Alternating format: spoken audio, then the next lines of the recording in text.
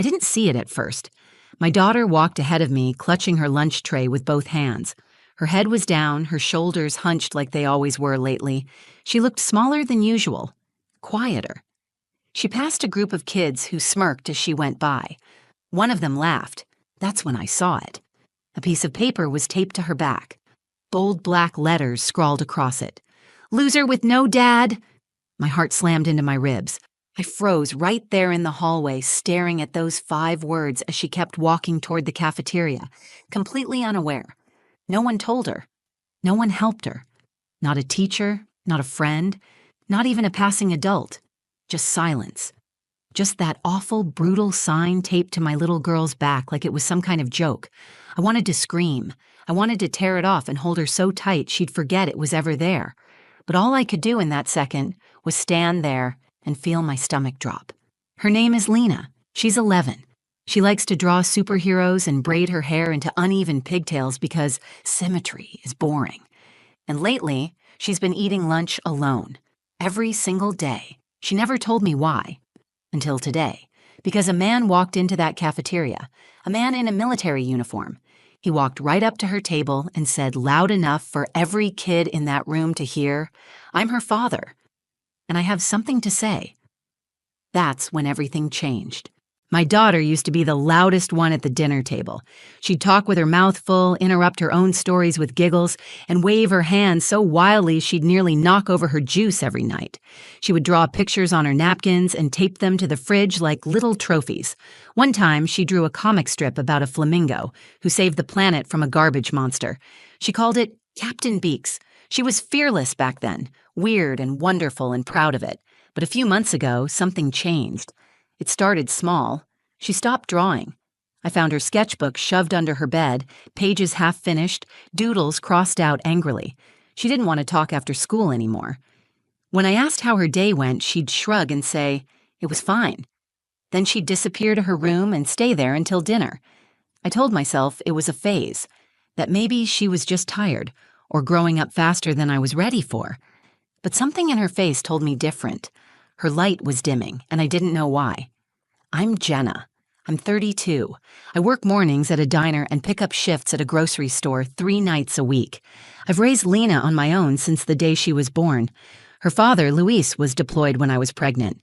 He missed the birth, missed the first steps, missed her learning to say mama, and then asking why she never said dada. I used to tell her, "He's a soldier. He's helping people far away. He loves you." But after a while, even that answer started to feel like a lie. The truth is, I stopped talking about him because it hurt too much. We tried to make it work when he came back stateside a few years ago, but he wasn't the same. The war had buried something in him. He was distant, on edge, kind but broken. We separated quietly. No fights, just silence. I told myself it was better for Lena if he stayed away. I never told her the full story. I thought I was protecting her. From disappointment, from confusion, from a version of him I didn't want her to see.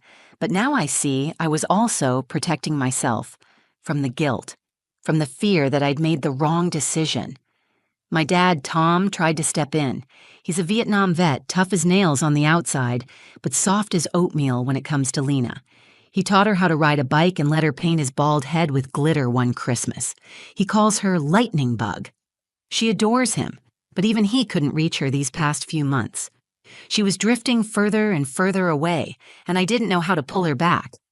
Didn't realize how bad things had gotten until last week, when I picked her up early from school after she'd come down with a stomach bug. She didn't know I was coming. I got there just before lunch. That's when I saw her, alone, walking into the cafeteria. That awful sign taped to her back, the kids snickering behind her. Something inside me cracked open. Later that day, after I tore that sign off and sat with her on the couch trying to get her to talk, she just stared at the floor. I asked her if it had happened before. She nodded, slowly, no words. I asked her who did it. She wouldn't say. "Is it the same kids every time?" I asked. A pause. Then quietly, "Kenny, and Trevor, and Ash." I felt my chest tighten. I asked why she hadn't told me. She didn't answer, so I asked the one question I wasn't prepared for her to actually answer. "Do you wish your dad were here?" She looked up, And for the first time in weeks, there were tears in her eyes, not just sadness, but something else. Longing, confusion, hope. She whispered, maybe they wouldn't say those things if he was. I didn't sleep that night. I lay in bed staring at the ceiling, thinking about all the choices I'd made, the things I didn't say, the parts of her story I kept from her. The next morning, before she woke up, I found an old number. I hadn't used it in years. I stared at it for a long time, then I pressed call, and when he picked up, I said the words I never thought I'd say again. She needs you. I thought making that call would make everything better. I told myself that reaching out to Luis would fix something in Lena, give her what I never could. But things don't heal overnight. Sometimes they get worse before they get better. 2 days after I called him, I got a phone call from the school. It was the assistant principal, Ms. Langston. Her voice was tight, rehearsed, like she'd already delivered the same speech too many times. There was an incident during lunch, she said. Lena locked herself in the bathroom. She's not hurt, but she's very upset. We think it's related to the bullying we discussed earlier. Bullying. That word made me sick. I dropped everything. Left my shift mid-order, apron still on, and drove straight to the school. By the time I got there, Lena had calmed down enough to be coaxed out of the stall. Her eyes were red, face pale. She wouldn't speak. She wouldn't look at me. The principal showed me the sign. They had it. The actual one. They'd pulled it from the trash after a teacher found it on the floor near the lunch table. The words were even worse than I remembered. Loser with no dad, keep walking, freak. My hands were shaking. I couldn't breathe. It felt like someone had slapped me across the face. The worst part? They told me this wasn't the first incident.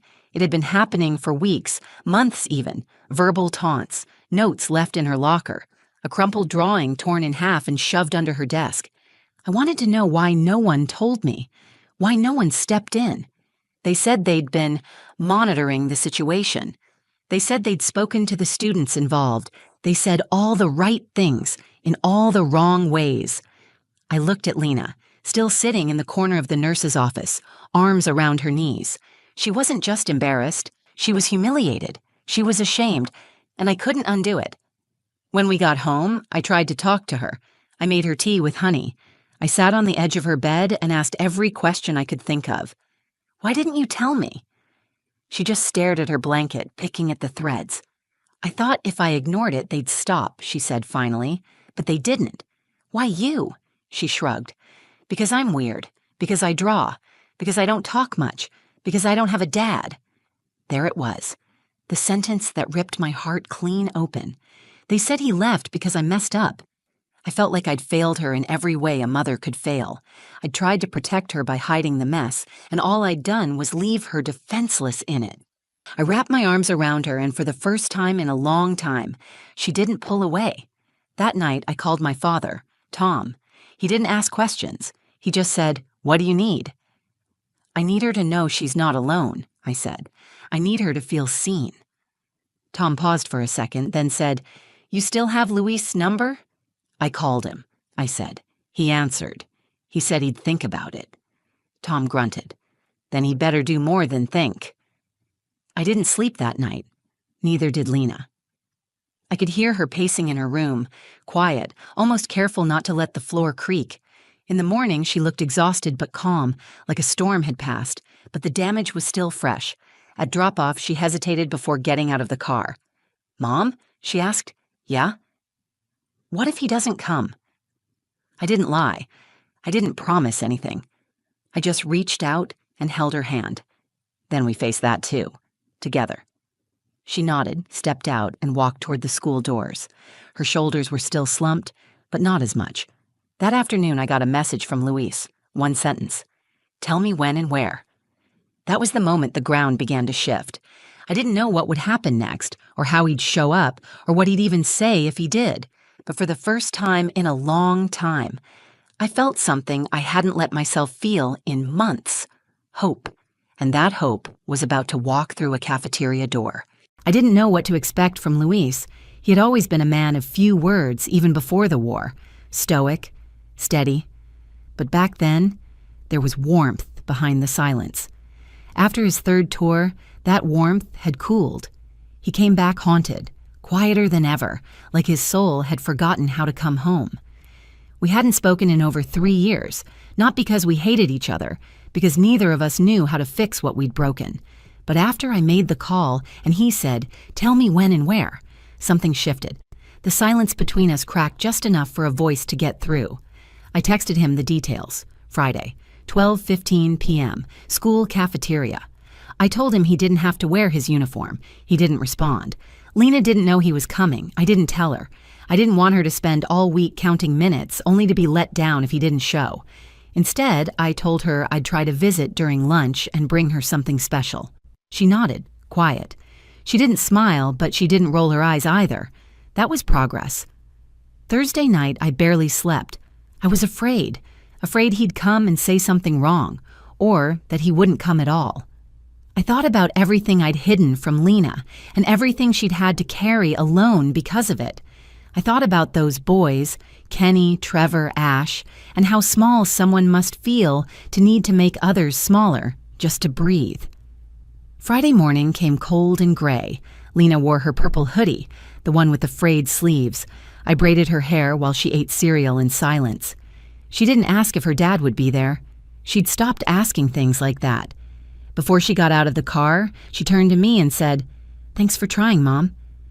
Then she closed the door and walked inside. I sat there for a full minute before pulling away. I didn't cry. I didn't shake. I just drove. At noon, I stood in front of the school, clutching a brown paper lunch bag with her name written across it in thick marker. I walked in through the side entrance the office staff uses. A teacher recognized me and nodded me through. As I stepped into the cafeteria, the sound of hundreds of middle schoolers bounced off the walls, loud, chaotic, careless. Then the doors behind me opened. I turned. He was taller than I remembered, shoulders broader, face lined with age and something heavier. But the uniform was sharp, freshly pressed, every ribbon in place. His boots hit the tile floor like punctuation. His eyes scanned the room. He didn't look at me. He didn't need to. He was already moving. Lena was sitting alone again. Same table as always, legs swinging under the bench, her untouched sandwich in front of her. Her hair was still neatly braided. She was doodling something in the corner of a napkin. Luis walked straight to her. The cafeteria started to quiet, not instantly, but gradually. One by one, the voices lowered, as if something was happening no one wanted to miss. He stopped at her table. She looked up. For a moment, she just stared at him. Recognition took a few seconds. Maybe it was the uniform, maybe it was disbelief. Then her eyes widened. Her hand covered her mouth. She looked at me, confused. He didn't kneel. He didn't cry. He just said, loud enough for everyone to hear, clear and calm, "I'm her father." Heads turned. Whispers started. Luis didn't flinch. He placed his hand gently on her shoulder. "And I have something to say." Lena looked frozen. I could barely breathe. "I heard what some of you have been saying," he said, turning slightly, not pointing at anyone, but making sure his voice carried, "that she's a loser, that she doesn't have a dad, that she's not worth sitting with." The silence was total now. "Well, I'm here, and I'm her dad, and I can tell you this, my daughter is not a loser. She's stronger than any bully in this room. She's been brave in ways none of you even understand. And if you've got a problem with her, you've got a problem with me." You could have heard a pin drop. Lena's eyes filled with tears, but this time they weren't from shame. Luis reached into the bag I had brought and handed her the lunch I'd packed. Then he sat down across from her like it was the most normal thing in the world. The spell broke slowly. A few kids started eating again. A teacher stood up in the corner. But something in that room had changed. Luis had shown up. Not just in uniform, not just in words. He showed up like a father. And Lena finally saw what it looked like to be defended. Lena didn't say anything for the first few minutes. She sat across from her father, staring at him like he might vanish if she blinked too hard. Luis opened her lunch bag and pulled out the peanut butter sandwich, the apple slices, the small note I'd tucked inside that morning. "You're magic. Don't forget it." He slid it toward her like it was the most normal thing in the world, like this was just a father having lunch with his daughter. But for Lena, it was anything but normal. "Is it really you?" she asked, voice barely above a whisper. Luis nodded. Yeah, it's me. He looked older. His hair was shorter, tinged with more gray than I remembered. His hands trembled slightly as he folded the top of a juice box and pushed the straw in for her. "Why now?" she asked. It wasn't an accusation. It was a child asking a question she didn't have words for 3 years ago. Luis didn't dodge it. He looked her straight in the eyes. "Because I should have come sooner. I thought I wasn't good enough to be your dad. I thought being far away would protect you from who I'd become. But I was wrong. Not being here hurt you more than anything else I was afraid of." Lena stared at her juice box, then at the table. Her fingers traced the edge of the napkin. Then she said, almost to herself, "They said you left because I was too weird." Luis's jaw tightened. His voice was steady, but there was something in his eyes, something burning. "Sweetheart, you're not too weird. You're wonderful. You're funny and brilliant and brave. And I didn't leave because of you. I left because I didn't know how to face you. But I'm here now, and I'm staying as long as you'll have me." She blinked, like the words didn't quite fit in her brain. Then suddenly she stood up. Everyone was still watching. Most kids were pretending not to, but you could feel their eyes, hear the quiet buzz of whispered disbelief around the room. She walked around the table and stood in front of him. He stayed seated still, like he was afraid he'd scare her off. Lena looked at him for a long second. Then she wrapped her arms around his neck. Luis closed his eyes. His arms went around her like he was holding his whole life. A slow gasp came from a nearby table. A few teachers wiped their eyes. Even the lunch monitor, an old guy named Mr. Grady who rarely showed emotion, just stood there, nodding like he'd seen something sacred. And then something else happened. One of the kids who'd teased Lena, Kenny, stood up. His tray clattered on the table. He didn't say anything, just walked past them, red-faced, eyes glued to the ground. One of his friends, Trevor, mumbled something under his breath. Another teacher shot him a warning look. No one laughed, because no one was laughing anymore. That moment stripped everything down to the bone. It wasn't just about bullies or shame or rumors. It was about a girl who had felt invisible and a man who'd once been broken, showing the entire room what it meant to be seen, what it meant to be protected. Luis stood up finally, his arm still around Lena's shoulders. They walked over to me together. My heart was pounding so hard I could hear it in my ears. Luis nodded once. "She's brave," he said. I nodded back. "She gets it from both of us." We walked out of that cafeteria together, the three of us.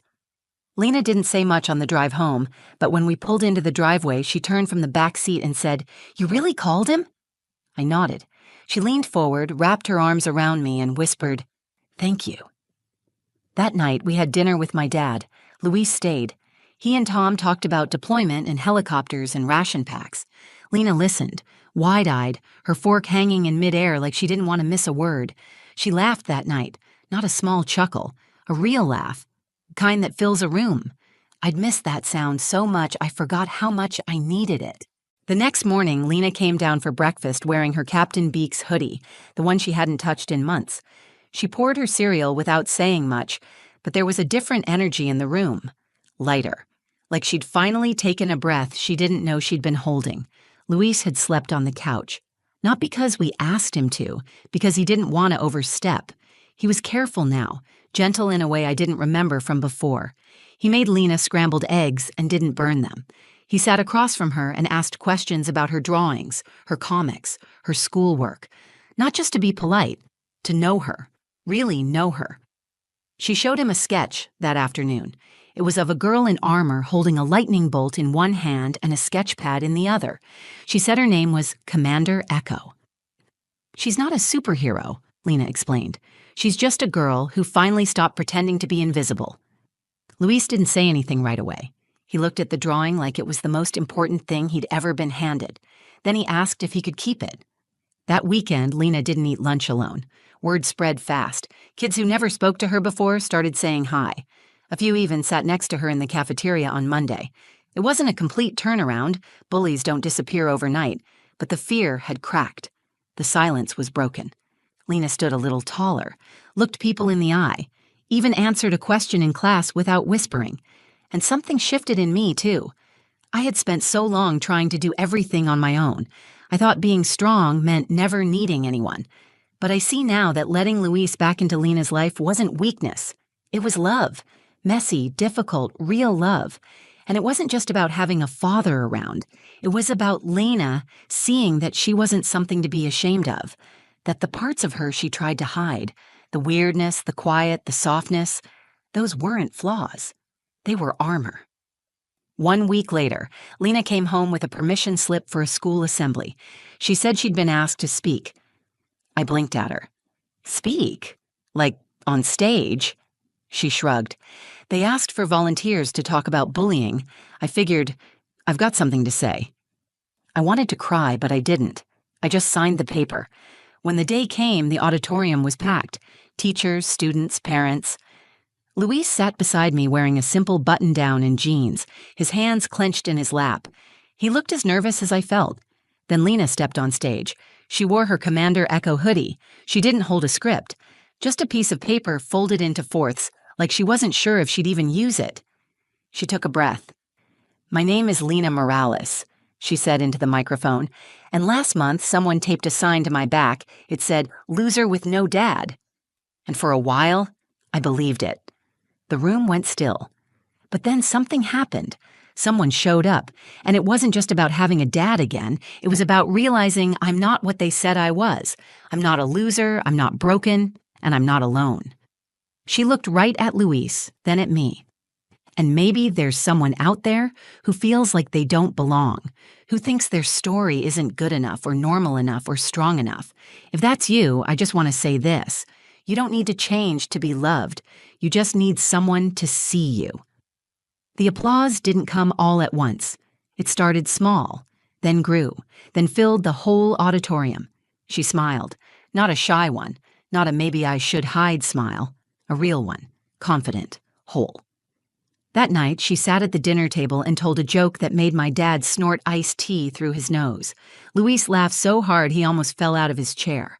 And I sat there watching them, heart full, realizing something I hadn't known for a long time. We weren't broken, just unfinished. And now we're writing the next chapter, together. Some stories leave scars, others leave strength. If this one spoke to you, if you've ever felt invisible, or if you've ever had to be stronger than you should have had to be, I hope you know this. You're not alone, and you're not defined by what people say behind your back.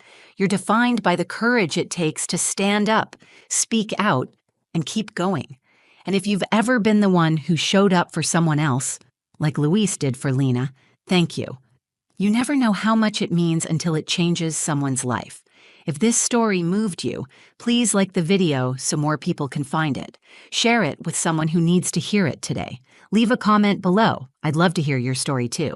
And if you want more true, emotional stories that matter, subscribe to the channel and turn on notifications so you don't miss what's next. Thank you for watching. And remember, sometimes showing up is the bravest thing we can do.